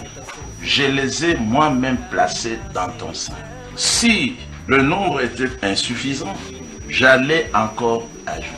Donc, quiconque dit que la polygamie est un péché, il a blasphémé contre le Seigneur. Et il s'est placé sous la malédiction. 1 Roi 15, verset 5, sur David. Dieu dit de David, il a fait ce que le Seigneur, l'Éternel, considère comme juste. Il ne s'est jamais détourné de tous mes commandements pendant toute sa vie. Il n'est allé ni à gauche ni à droite, excepté le Nika où il a commis adultère. Donc celui qui condamne David, il condamne le Seigneur, il blasphème contre le Seigneur. La polygamie est juste, sainte, sacrée et divine. Dieu établit lui-même la polygamie. Dans la loi, sur la terre, Exode 21, dit au peuple, si un homme veut avoir une autre femme, voilà comment il se comporte. Si un homme a 2 femmes et que les 2 lui aient donné des fils, que l'aîné soit reconnu comme aîné lors du partage de ses biens. Deutéronome 27, verset 20. Maudit soit quiconque troublera le mariage polygame de son père, en prenant l'une des femmes de son père, et que tout le monde dise Amen. À la fin, Dieu dit, maudit soit quiconque n'acceptera pas toutes ces paroles. La polygamie est péché. Contre quelle loi? 1 Samuel au chapitre 1er. 1 Samuel au chapitre 1er. Il avait 2 femmes. On ne peut pas dire qu'il ne les avait pas. Anna et Pénina, toutes les 2 étaient ses femmes. Au verset 4, Pénina est appelée ici, verset 4, sa femme. Au verset 19, Anne également, dans le même chapitre, est appelée sa femme. Je ne pense pas. Mais Dieu, ici dans la loi, établit lui-même la polygamie. Si tu veux avoir une deuxième femme, voici. Alors, il parle quel français? Maintenant, dans 1 Timothée, dans 1 Timothée 3, ça c'est une falsification de l'église catholique. Je prends Jésus et Paul pour la falsification. Jésus a dit aux gens de son époque, les pasteurs, Matthieu 15, il leur a dit, Dieu a dit, mais vous dites, comme ce qu'il fait, vous annulez ainsi la parole de Dieu au profit de votre tradition. Dans 2 Corinthiens, c'est là où c'est trop clair, 2 Corinthiens chapitre 2, je crois le verset 17. Nous ne falsifions point la parole de Dieu comme font plusieurs. La polygamie est juste, sainte, sacrée et divine. Dieu établit lui-même la polygamie. 6 71 02 04 85 6 91 60 02 84. Frère, je vous ai écouté. Il s'appelle Pasteur Kassambaka, c'est du Congo qu'il excelle. Et il a une église et dans cette église, il a eu, en fonction, il a épousé plusieurs femmes à la fois. Donc la dernière a moins de 25 ans. Et il défend la polygamie tous les jours, à chaque fois qu'il est invité, vraiment, Frère Junior, sur un plateau. Il prêche même pour la polygamie et dénonçant ceux qui s'insurgent contre la polygamie. Et il avait parlé de malédiction pour tout cela qui s'insurgent contre la polygamie. Donc vous voyez ce qu'il disait tout à l'heure là, que les gens prendraient les versets dans la Bible. Si vous permettez, je ne sais pas combien de temps nous avons beaucoup de choses à parcourir. Oui, on a une vingtaine de minutes, Frère Junior. Bon, maintenant, il a dit par exemple dans le cadre, prenons le cas de l'église avant de prendre ce passage. C'est pour ça que je vous ai dit que si on ne comprend pas le principe de Dieu, on va aller à la dérive comme il le fait. Lorsqu'il prend le cas de David, dans lui, Dieu effectivement, puisque David, Dieu a parlé de la fête du riz. Dieu ne reproche pas effectivement à David le fait qu'il ait pris la femme Bathsheba, puisque après cela, c'est même de cette Bathsheba que va venir Salomon. Vous voyez effectivement que si on ne comprend pas le plan de Dieu, on va toujours aller à la dérive de cette façon-ci. La Bible déclare, quand il lit 1 Samuel chapitre 1, verset, les deux femmes de Pénina et Anne, la Bible déclare que tous étaient ses femmes. Mais il faut regarder le carnaval. D'accord. Dans 1 Samuel, dans Lévitique chapitre, je dis c'est seulement plein parce que ça va de tous les sens là, mais je vais aller de façon diplomatique et de façon calme là maintenant. Que le Seigneur m'aide vraiment. Dans le livre Ézéchiel 23, vous aurez remarqué qu'il a dit que Dieu est polygame et que Jésus aussi est polygame. Parce qu'en fait, vous voyez effectivement qu'il a pris une méthodologie pour montrer que sur l'ancienne alliance, Dieu était polygame. Là, il est polygame. Alors, dans Ézéchiel 23, on parle de Ohola, qui représente la Samarie, et Oholiba, qui représente Jérusalem. Pour que les gens puissent comprendre ceci, et lui, il faut qu'on comprenne que sur Roboam, le fils de Salomon, Dieu avait prophétisé que Jéroboam devait prendre 10 royaumes. Le royaume du nord, qui concerne dont la capitale était Samarie, et le royaume du sud. Le pays était divisé physiquement, mais c'est Israël qui est de Dieu. C'est tout le peuple d'Israël qui est de Dieu. Donc, ouais, effectivement, que malgré la scission, malgré le schisme, ils traitaient parce que physiquement, ils étaient divisés, mais c'est le peuple de Dieu. Israël, on ne les appelle pas les peuples de Dieu, on dit le peuple de Dieu. Parce que Israël, il parlait comme ça pour que les gens n'entendent puissent comprendre que le royaume du nord a péché, le royaume du sud également a péché, parce qu'il y avait Juda là-bas et Benjamin au sud. Donc, ce monsieur se passe comme ça, comme Dieu parle en même temps de Oholiba et Oholiba pour dire que Dieu est polygame. Or, Dieu parle chaque fois de la nation d'Israël, de la nation d'Israël. Frère, c'est quand même très étonnant, puisqu'il a beaucoup utilisé l'Ancien Testament. Et quand au Nouveau, il dit que c'est une falsification. J'arrive au niveau de la falsification parce que c'est étonnant. Nous allons parler de cette histoire de Belge là. Je vais revenir, mais il faut que je veille vraiment en suivant cela. Allez-y, frère. Donc maintenant, voici David qu'il a cité. Il a cité Abraham, il a cité Ézéchiel, il a cité. Et pour le cas d'Israël, d'Abraham, il va parler de Ketura et autres là. Maintenant, regardez, pour le cas de David, il dit, c'est ça, je vais m'atteler là-bas. Il dit que Dieu dit à David que j'ai mis des femmes dans ton sein. Si ça avait été peu, j'aurais encore ajouté. Effectivement, c'est Dieu qui a dit cela. C'est Dieu qui va dire également qu'il va monter à Ramo en Galate, qui va exciter à Cap pour nous, qui monte en Galate pour périr. Il y en a plein dans la Bible là-bas dont Dieu incite les gens. Il prend un exemple simple. Dieu va dire par exemple aux Philistins, à Samson, Dieu va exciter Samson pour qu'il descende prendre une femme philistine. Or, la loi de Dieu dit clairement que tu ne prendras point le mariage, tu ne faisais pas d'alliance. C'est ce qui est écrit là, la loi. Pourquoi est-ce qu'il fait cela, frère Junior? Parce qu'il est souverain. Ah, d'accord. Donc, je vais sans vous expliquer quelque chose derrière. Donc, c'est pour dire qu'effectivement, que cet homme, s'il y a quelque chose qui ne va pas chez lui, c'est cassé, il y a quelque chose qui ne va pas chez lui, il faut la délivrer. En fait, ne t'inquiète pas. Le Saint-Esprit va entrer dans sa famille pour enlever, dans sa famille là, pour envoyer ses femmes. Quand il y aura la mort là-bas, il saura effectivement, et les gens de son église sauront effectivement que Dieu a l'œuvre pour les corriger. Et ça va arriver. Je tente de dire ainsi, je tente de dire là que je crois que les femmes là doivent m'écouter et qu'il va falloir qu'on prenne. Il y a un esprit qui sera là-bas pour les diviser. Vous allez entendre, ne vous inquiétez pas. Donc je tente de dire donc que voici Dieu qui, la Bible déclare que Samson est descendu à Timna. Il a dit, il a vu une jeune Philistine qui lui plut. Il rentre, dit à ses parents que allez descendre, prenez-la moi pour épouse. Vous voyez, la Bible déclare, ses parents ont dit, et il y a point de jeunes filles, de vierges en Israël, pourquoi tu descends chez les cousins qui se conseillent pour en prendre une femme. Il dit que non, prenez-la moi car je l'ai choisie. Le Saint-Esprit dit dans la Bible que ses parents ne savaient pas que cela venait de l'Éternel. Donc Dieu cherchait une occasion de chute. Dieu qui a écrit que vous n'allez pas prendre chez les Philistins a cherché une occasion de chute. Pourquoi ne pouvait-il pas passer autrement? Parce qu'il voulait qu'il y ait un raccord, que plus tard on essaie de capter Salomon, comme on a vu Samson dans cette suite-là. Et plus tard, vous voyez dans le processus de Dieu, il y a le fait qu'on devait percer son œil, puisqu'il avait donné quelque chose par rapport à ce chiffre qui ne devait pas se couper. Donc je vais dire ceci, ce que Dieu a écrit, comme je l'ai dit tout à l'heure dans mes propos, j'ai dit que Dieu avait donné cela comme un pédagogue. Il dit, Dieu a dit à David que j'avais mis des femmes dans ton sein. Dieu a dit à sa parent que Samson va aussi prendre une épouse chez les Philistins. Vous voyez effectivement. Donc on va lire là en disant que comme Dieu a aussi dit à Samson d'aller prendre une femme chez les Philistins, je vais quitter aussi par les maris mondains. Lui, pasteur, ne peut pas dire ça aux chrétiens. Vous comprenez? Je vous ai dit que les gens peuvent trouver les choses dans la Bible pour se défendre. Il prend le cas de Salomon par exemple qui avait 1000 femmes, 700 femmes. Mais permettez-moi de lire ce que Salomon lui il a dit. Allez-y, frère Junior. Mesdames, messieurs, je rappelle que les contacts sont les 6 71 02 85 6 91 60 02 84. Appel direct ou SMS. On est ensemble jusqu'à 21h50 frère Junior. Maintenant, je vais lire deux passages dans le livre d'Ecclésiaste. Écoutez au chapitre 7 d'Ecclésiaste, le verset 28. Le verset 28 dit dans le livre d'Ecclésiaste, voici, c'est Salomon qui écrit, voici ce que mon âme cherche encore et que je n'ai point trouvé. J'ai trouvé un homme entre 1000, mais je n'ai pas trouvé une femme entre elles toutes. Donc Salomon était à la recherche de sa femme. Ah d'accord. C'est lui qui nous dit là. Il n'a pas trouvé. Il n'a pas trouvé. Effectivement, ouais, effectivement, là ça a conduit son cœur. Donc ce monsieur Sikas devait comprendre que Salomon était dans le laboratoire de Dieu pour faire la recherche pour nous afin que nous ne péchions pas. Dans le livre des Proverbes chapitre 5 à partir du verset 18, il a dit que bois l'eau de ta citerne. Ne va pas sur le territoire de quelqu'un. Il dit que soit de sans cesse enivré de le charme de la femme de ta jeunesse. Il n'a pas dit que de d'autres femmes. Vous voyez, dans le chapitre 9, verset 9 d'Ecclésiaste, permettez-moi, chapitre 9, verset 9, qu'est-ce que ça dit? Il dit, jouis de la vie avec la femme que tu aimes. Ah d'accord. Pendant tous les jours de ta vie de vanité que Dieu t'a donné sous le soleil. C'est pas les femmes. C'est Salomon qui dit ça. Il a dit il dit jouir de la vie avec la femme.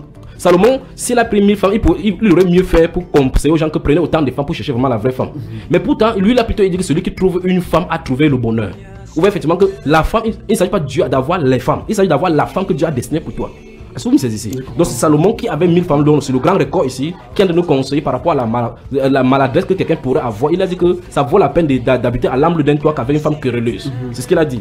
Donc qu'est-ce qu'on comprend? On comprend que le Saint-Esprit qui était sur Salomon, c'était pour le conduire à faire des recherches, comme lui l'a dit. Il avait la sagesse qu'il avait, il a cherché à faire des recherches dans tous les domaines pour comprendre la science et la connaissance de toutes ces choses-là. C'est pour cela qu'il a aimé beaucoup de femmes, pour pouvoir nous écrire. Permettez-moi de lire Proverbes au chapitre 18. Très rapidement, je l'ai cité tout à l'heure. Permettez-moi de lire Proverbes chapitre 5, verset 15 là, rapidement. Proverbes chapitre 5, verset 15. 6 71 02 04 85 6 71 02 04 85 6 91 60 02 84. Il dit au verset 18 du chapitre 5 de Proverbes, il dit que ta source soit bénie. Il a dit ta source soit bénie. Et fais la joie de la femme de ta jeunesse. Il dit biche des amours, gazelle pleine de grâce. Sois en tout temps enivré de ses charmes, sans cesse épris de son amour. Et pourquoi mon fils serais-tu épris d'une étrangère et embrasseras-tu le sein d'une inconnue? Car les voies de l'homme sont devant les yeux de l'Éternel qui observe tous ses sentiers. C'est Salomon qui donne ses conseils ici. Il va plus loin en disant qu'on fait attention aux femmes qui font perdre la tête du roi. Donc il se souvient effectivement que c'est le mieux que avec sa maman qui lui a donné ce conseil là. Enfin, je note très rapidement une autre question, une question qui est presque globale. La polygamie est-il un péché? En fait, c'est sur ce plan là, c'est l'un des cette question à poser de cette façon là, c'est la plus difficile. C'est que Dieu, le problème c'est que si Dieu a toléré quelque chose, regarde par exemple, je vais prier tout à l'heure parler de sabbat. Voici le vrai problème. Parce que le pasteur Cass a demandé que c'est un péché, c'est contre quelle loi? Ce n'est pas le problème. Le problème, ce n'est pas le péché. La Bible déclare que toute désobéissance est un péché. Ah d'accord. Parce que si vous entrez dans la polygamie, c'est un peu comme le cas de sabbat, comme je vous parlais tout à l'heure, ou bien le cas de la dîme. Si quelqu'un dit qu'il va obéir le sabbat, je lui dirais que c'est très bien. Le sabbat ne se limite pas à le samedi que tu te taises, que tu ne fasses pas quelque chose. Vous voyez, ces jours-là, il y a les prescriptions. Il faut des points de proposition devant l'Éternel. Il faut que les lampes soient allumées constamment sur l'âge de l'alliance. Personne ne peut trouver l'âge de l'alliance. C'est impossible. Donc, Jésus a dit effectivement aux sacrificateurs que ne savez pas que les sacrificateurs eux-mêmes font le sabbat, le jour du sabbat, en profanant le sabbat. Puisque Dieu dit que ton œuvre, tu ne dois pas le faire le 7e jour. Et le sacrificateur doit se reposer sur son œuvre. Si c'est réuni, s'il se repose, il a péché. S'il fait, il a péché parce qu'il est censé se reposer. Et il est censé être constamment devant le Seigneur. Vous voyez, effectivement, c'est pour ça qu'il nous a paru un souverain sacrificateur qui est toujours vivant pour intercéder. Pour le cas de ces sabbats, effectivement, vous allez voir effectivement que si quelqu'un va respecter les sabbats, après 7 sabbats, vous allez voir effectivement qu'il y a l'année de relâche. Donc si quelqu'un te devait la dette, même si ce n'est pas quoi, vous devez relâcher. Je me doute fort bien si les pasteurs peuvent le faire. Donc il est impossible pour eux de le faire. Pour que chacun sorte libre de leur maison. C'est-à-dire que si vous aviez une dette après 7 sabbats, l'année sabbatique, il faut que vous la relâchez. Même si vous devez n'importe quoi, vous devez relâcher. Même si vous avez pris 2 millions, vous devez relâcher. Mais il ne peut pas faire cela. C'est pour ça qu'il y a les prescriptions par rapport au sabbat. Maintenant, le mariage a un concept, c'est pour ça que je ai dit que si quelqu'un veut respecter le sabbat par rapport à lui-même, par rapport à son conseil, il est libre de le faire. Mais qu'il sache qu'il va fauter chaque fois parce qu'il va s'attacher sous la loi. Est-ce pour cela que Paul dit que ceux qui s'attachent sur la loi sont sous la malédiction? Donc vous venez de dire avec le pasteur Cass que c'est lui qui s'attache à l'œuvre de la loi. Parce que maintenant, si on avait du temps ici, je devais développer en prenant tous les versets qu'il a pris, Exode chapitre 21, Deutéronome et au-delà, tout partout, Lévitique chapitre 18. Dans ce Lévitique chapitre 18, dont tu prends, vous voyez effectivement que c'est le cadre que Dieu a de respecter. On dit Dieu a donné la loi à cause de la transgression. Il y avait des transgressions dont Dieu a voulu régulariser. Et lui, ici de la parole du Seigneur Jésus-Christ en disant que quand Jésus a dit qu'il n'en était pas ainsi au commencement, c'est pour dire qu'on ne doit pas fonctionner d'après le modèle du du commencement. Vous voyez comment elle a tiré. C'est pour dire effectivement que dans Matthieu chapitre 19, tel que le Seigneur est en train de dire, ce que le Seigneur est en train de dire par exemple, c'est que comme c'était au commencement, après la chute, il faut qu'on revienne au modèle de la polygamie. Mais vous allez remarquer que tous les disciples, sans exception, par exemple, je vais prendre l'apôtre Paul, lui n'était pas marié. L'apôtre Pierre, lui, il était un singleton. Donc l'apôtre Paul, l'un des grands évêques de l'église, était un mari à une seule femme. La Bible nous dit que le Seigneur qui est sorti de la synagogue, il allait guérir sa belle-mère qui avait la fièvre. Ah, l'apôtre Pierre. Oui, c'est ce qu'il dit. L'apôtre Paul dit dans 1 Corinthiens chapitre 9, il dit, à partir du verset 4, il dit que n'avons-nous pas le droit de mener une sœur. Il parle de lui et Barnabas. Il dit que n'avons-nous pas le droit de mener une sœur avec nous comme le font les autres frères du Seigneur, les autres disciples du Seigneur, les frères du Seigneur, ainsi que Céphas. Donc ils menaient ça. Eux, ils avaient leur propre femme. Oui, effectivement. Ou bien c'est nous seuls qui avons besoin de travailler.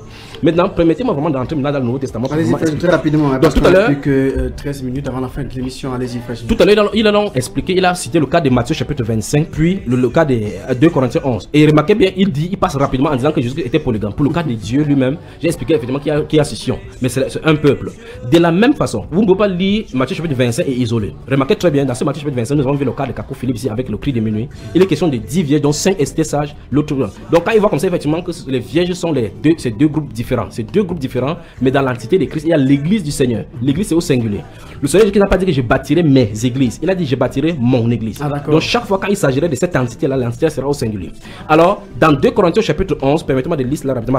On va mon frère Junior, avant qu'on parte de ce programme. Mesdames, messieurs, participez à l'émission par appel direct ou encore par SMS au travers des 6 71 02 04 85 6 91 60 02 84. Allez-y, frère. 2 Corinthiens chapitre 11 nous dit, 2 Corinthiens chapitre 11, à partir du verset 1. Oh, si vous pouviez supporter de ma part un peu de folie, mais vous le supportez, car je suis, écoutez très attentivement, car je suis jaloux de vous d'une jalousie de Dieu, parce que je vous ai fiancé. Il s'adresse aux chrétiens. Je vous ai fiancé à un seul époux. Donc il y a un seul Jésus et beaucoup de chrétiens. C'est sur ces bases qui se basent pour dire que voilà chacun, que Jésus est seul. Il y a plusieurs personnes. Or, si le pasteur, enfin, il est seulement malhonnête, il doit savoir que l'église c'est l'ensemble. L'église c'est l'ensemble, c'est pas un individu. Un individu n'est pas l'église. C'est l'ensemble de ces individus qui forment l'église au singulier.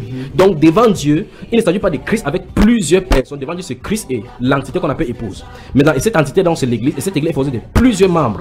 Maintenant, il dit ici, car je suis jaloux de vous. Il sait effectivement ce qu'il arrive parce que ce sont les versets qui doivent bloquer. C'est pour ça qu'il enchaîne avec ça rapidement pour contredire. Car je suis jaloux de vous d'une jalousie de Dieu parce que je vous ai fiancé à un seul époux pour vous présenter à Christ. Regardez bien comment le verset finit. Pour vous présenter, il dit qu'il va vous présenter les chrétiens à Christ comme une vierge une. Ah d'accord. Une vierge. Alléluia. Et bien dans Éphésiens chapitre 5, verset 22, il va dire effectivement de la même façon pour présenter cette église glorieuse, sans tache, ni rien de semblable. Et maintenant, si ceci est complexe et que quelqu'un pouvait dire que jusque là c'est pas clair, Acte de quoi? Apocalypse chapitre 19, le verset 6 à 9 nous montre clairement de la manifestation de cette chose-là. La Bible déclare qu'il y a une voix qui a commencé que heureux ceux qui sont appelés dans les noces, dans la festin des noces de l'agneau. Car c'est l'heure de festin des noces de l'agneau et son épouse. Ah d'accord. Permettez-moi de lire ça pour que les gens puissent comprendre. Allez très rapidement, frère. J'ai encore deux questions, encore trois questions encore sortent de l'émission. Et on n'a plus que 10 minutes avant la fin de ce programme. Apocalypse chapitre 19, verset 6 dit, et j'ai entendu une voix. Apocalypse chapitre 19. Donc, pardonne-moi à la maison, c'est le frère Billy ici et l'émission qui me presse là.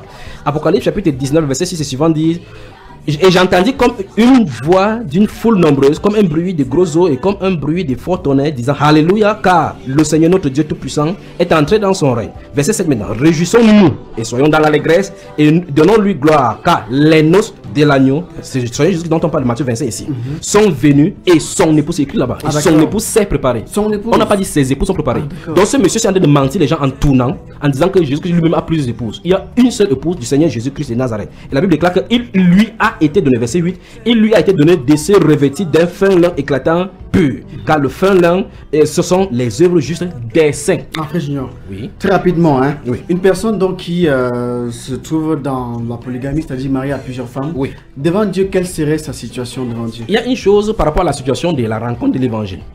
C'est au cas par cas. Il se pourrait qu'il y a des personnes, par exemple, qui vivaient avant de rencontrer l'évangile. On ne peut pas les séparer comme ça. Il faut seulement avancer dans la paix comme ça.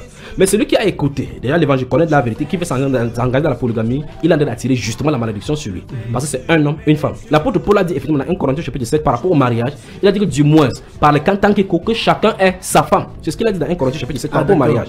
Que à cause de l'inconscience de notre que chacun pour éviter l'impudicité, que chaque personne ait sa femme et que le mari rende à sa femme ce qu'il lui est dit. Est-ce que vous comprenez? C'est ce que l'apôtre Paul a dit et c'est ce que l'église enseigne. Enfin, on devrait être plus clair dessus. Si un homme qui a plusieurs femmes, par exemple, et se convertit, quelle devrait être sa femme? Non. N'essayez pas de dire, par exemple, qu'il doit chasser les autres femmes et rester avec une femme. Il doit continuer comme ça dans la paix, mais plus ajouter une autre femme. C'est ce qu'il doit faire. Mais il reste quand même polygame. Il reste polygame devant Dieu, mais il va en payer le prix. Prenons un exemple simple. Une fille qui a avorté, s'il croit maintenant, qu'est-ce qu'il va faire? Une fille qui a tué un enfant, qui a forniqué, qui a un enfant devant lui. Vous avez vu tout à l'heure dans la Bible que les enfants nés d'une relation illicite n'entreront pas dans la Seigneur du Seigneur. Je peux vous montrer pêle-mêle des serviteurs de Dieu et dans la Bible et dans la nature qui sont issus de la prostitution. Est-ce que vous saisissez? Ils sont issus de la prostitution, mais la grâce du Seigneur Jésus est venue la rencontrer. Pourtant, la Bible dit que les enfants nés d'une relation illicite n'entreront pas. Est-ce que vous comprenez? Ça suppose donc que si un homme est marié avec une femme dedans et qui part coucher avec une femme, comment on commet l'adultère, les enfants nés avant, vous voulez dire que ces enfants sont nés, ils sont condamnés comme ça. Ce n'est pas comme ça la miséricorde du Seigneur. C'est pour ça qu'il faut qu'on comprenne son plan. La Bible déclare que les enfants de Dieu sont dispersés comme le sel sur la terre. Ils sont dans les égarements. Christ est mort donc pour réunir ces enfants de Dieu dans un seul corps. Soit juif, soit grec, soit saint, soit esclave, soit libre. C'est-à-dire que le pasteur, quand il y a plusieurs femmes, si je décide de se repentir, il doit continuer avec ses femmes. Ne vous inquiétez pas, je l'ai dit sur ces antennes. Les gens sont en train de m'écouter en RDC et autres là-bas. Ils vont écouter ce qui va se passer là-bas. Le Seigneur va frapper là-bas pour l'amener à la correction. Donc ça veut dire que là où il se trouve, il va seulement arrêter et dire la vérité aux gens, se repentir, rassembler tous ces pasteurs-là et dire la vérité maintenant pour revenir à l'ordre. Et inversement aussi, une femme qui se trouve dans un foyer polygamique qui se répand de ses péchés et décide de marcher avec Dieu. Elle doit seulement continuer parce qu'elle y est entrée. Elle doit continuer. Mais si quelqu'un m'écoute et qui n'est pas polygame, qu'elle n'est pas encore, il ou elle ne s'est pas encore engagé, il faut faire un stop là maintenant et quitter cette voie. Là-dessus, frère, il y a une question qui arrive dans mon esprit maintenant. Il nous est dit dans la Bible que l'évêque doit être marié d'une seule femme. Ah, j'avais oublié cette question. Et maintenant, si quelqu'un, par exemple, a plusieurs femmes, vous dites par exemple que s'il se convertit, il doit demeurer avec elle. Est-ce qu'il peut, dans cet état-là, être évêque dans l'église ou et là maintenant, vous voyez effectivement que par exemple, le pasteur Cal est possédé. Le pasteur Cal, il lui faut la délivrance. Le pasteur Cal, il lui faut les impositions de main. Mais grâce au Seigneur Jésus-Christ qui va le visiter. Je vous le dis. Mais là, ce qu'il veut dire, c'est ceci. Vous posez la question. En fait, la question, c'est ceci. Normalement, s'il croit vraiment et s'il se repent, qu'est-ce qu'il va faire? Parce que la Bible déclare que pour le cas de 1 Timothée chapitre 3, il est clairement dit que l'évêque doit avoir une seule femme, mariée, une seule femme. Il doit quitter cet apostolat. Il doit quitter cette position. Pour être en règle avec l'écriture, il doit quitter là-bas, mais demeurer avec ses femmes. Donc la charge d'anciennat, la charge pastorale, il doit quitter. Maintenant, tout à l'heure, il a dit que concernant ce 1 Timothée, cela a été falsifié par les Belges en 1900, je crois qu'il est noté 1948, lors des édits, parce que ce sont les faussetés qu'on a encore. Maintenant, si vous lisez la version crampon, vous lisez la version Vigouroux, parce qu'il a dit c'est en 1948 que les Belges ont féodé avec les catholiques pour qu'ils puissent faire cela, pour venir dire, enseigner aux gens que ce n'est pas comme ça, qu'il faut qu'on interdise cela. La version Vigouroux de 1902, la version Lausanne de 1872, la version Otama de 1874, David Martin, la version Zadok, la version de John Nelson Darby, la version de l'épée disent clairement que l'évêque doit être marié à une seule femme. Alors que les sacrificateurs sous la loi, c'était différent. Les sacrificateurs sous la loi pouvaient avoir plusieurs femmes, comme il a décidé. La sacrificature, c'est pour ça que ça les embrouille avec les dîmes et autres là-bas. Dans le Nouveau Testament, il n'y a pas la division entre les sacrificateurs, les lévites et autres là, comme dans l'Ancienne Alliance. Parce que dans l'Ancienne Alliance, il y avait le peuple, les lévites et les sacrificateurs. Dans l'Ancienne Alliance, le peuple de Dieu est unique sur la terre. Ce sont les chrétiens. La Bible dit qu'il a fait de nous un royaume de prêtres sur la terre. Donc tous sont des prêtres. Au milieu de ces prêtres, donc, il a donc choisi une classe qui va diriger, pas pour dire que les classes sont totalement différentes. Est-ce que c'est donc nous sommes tous un seul corps, mais c'est Christ seul qui est à la tête. Il a jamais mis un homme à son égalité. Donc c'est lui seul qui est à la tête, nous tous nous sommes les membres. La Bible n'a jamais été falsifiée à ce niveau-là. Il tente de dire que c'est en 1948 que ça a été falsifié. Pourtant la version, comme je dis, la version Vigouroux de 1902 montre cela. Il dit que la version qu'il montre dans un verset antérieur qui parle de plusieurs évêques, puisque la Bible montre clairement qu'il n'y avait aucun évêque au milieu de l'église qui était comme ça. Le cas de l'apôtre Pierre, j'ai cité ici, les Jacques, le frère Jésus, le frère du Seigneur Jésus, tous étaient des hommes du Seigneur. Mais il existe quand même dans la Bible des passages qui sont falsifiés. Absolument, il y a des amener les gens à commettre des erreurs. Il prend un exemple simple que vous comprenez. Dans le livre que tient devant moi, dans 1 Timothée au chapitre 3, le verset 16, j'ai cité ça tout à l'heure, la Bible déclare que le mystère de la piété est grand. Dans la version Louis II, celui qui a été manifesté en chair, vu par l'esprit, ainsi de suite. Vous voyez comment c'est écrit? C'est écrit c'est lui dans la version Louis II. Mais pourtant dans l'original c'est écrit Théos. normalement c'est Dieu. Ah d'accord. D'autres versions ont traduit comme la version d'Abbé, Osterval, ainsi de suite, ont traduit Dieu a été manifesté en chair. Donc cette version là est bien. Mais jusque là, je vais aller au-delà de cela pour dire ce n'est pas le problème des traductions. Comme je vous ai dit sur ces antennes-ci, il faut avoir la pensée de Dieu. Et 1 Corinthiens chapitre 2 nous dit verset 12 et suivant que nous avons la pensée de Christ. Ah d'accord. Donc ceux qui ont le Saint-Esprit, on ne peut pas les égaler. Mais est-ce qu'il y aurait parmi ces versions des Bibles une version qui soit meilleure que l'autre? La meilleure version de la Bible, c'est le Saint-Esprit. Voilà, il a également, on n'a plus que 4 minutes avant la fin de l'émission, il a également parlé des 10 vierges qui... Dans Matthieu 25, justement. C'est ça que je dois développer, qu'on ne peut pas lire, on ne doit pas lire Matthieu 25, 2 Corinthiens seul, isolé. C'est l'erreur qu'il ne faut pas faire. Parce que l'église a un cheminement. C'est l'église. Tout à l'heure, on a vu, Jésus dit effectivement dans ce Matthieu chapitre 25, verset 6 à 13, il dit effectivement que comme l'époux tardait, tous s'assoupit, tous, et les vierges, et les vieilles forges. Mais on dit que quand elle est venue, maintenant on dit que voici, on a crié, voici l'époux, allez à sa rencontre. Celle qui était prête à entrer. Alors, allons voir là où ils sont entrés. C'est 5 qui sont entrés. Mais l'Apocalypse qui nous montre de la fête dit effectivement que c'est son épouse. Pourtant, on a dit que c'était 5 qui étaient entrés. Ah, d'accord. Donc, ce n'est pas 5. C'est 5 là qui constituent l'épouse. Les 5 individuellement ne constituent pas les épouses. Parce que c'est donc ça veut dire que 5 en termes de nombre, c'est pas chaque individu qui est l'épouse. Non, nous formons tous ensemble l'épouse qu'on appelle donc l'église. Donc c'est grande église, c'est grande entité. Donc. Mais c'est quand même étonnant, hein, frère Junior, de voir parce que dans le cadre des chrétiens que Paul a fiancés, là sont les chrétiens qui forment une vierge. Absolument. Mais ici on parle toujours des chrétiens, mais on parle plutôt des vierges. Des vierges. En fait, on parle des vierges par rapport à la souillure. C'est par rapport à la souillure. C'est pas la virginité au niveau de la parole.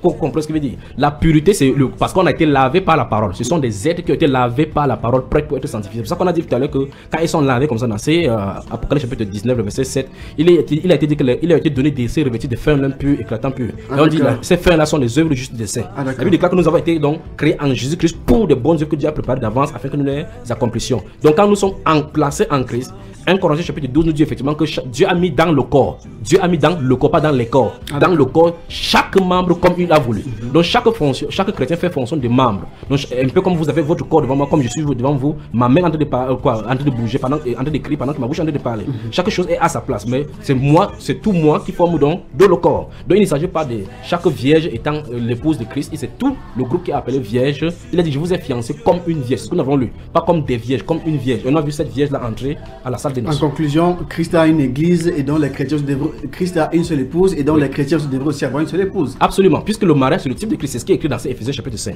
Merci à vous frère Junior. Je vous remercie. On retrouve l'émission sur Bamba Iba. Oui, sur la chaîne Bamba Iba sur YouTube, Bamba Iba. C'est depuis la Côte d'Ivoire. Absolument, Bamba Iba c'est la Côte d'Ivoire. Merci à tous et à chacun. Billy Cola, c'est mon nom. Liv Landry a assuré la technique. On se retrouve vendredi prochain pour une autre édition lorsqu'il sera 20h30 sur Dynamique FM. Salut à tous et bienvenue sur la modulation de fréquence. Mon nom est Billy Cola. Je suis d'avis que vous ayez la crainte du Seigneur au travers des instructions du frère Junior. La Bible déclare votre corps est le temple du Saint-Esprit. Si c'est ton corps où il habite, tu pars dans quel temple le chercher encore? Amen. L'église du Seigneur est son corps. Vous êtes membres chacun pour sa part. Nous tous nous formons son corps. Peut-être tu es l'œil, peut-être l'autre est oreille. Chacun doit faire sa fonction. Jésus est la tête. Amen. Ou vous êtes blanc ou vous êtes noir. Vous êtes chrétien ou vous êtes mondain, c'est simple, vous devez choisir le camp. Suivre la parole de Dieu, la sainte doctrine, et de suivre le mélange et aller à la confusion.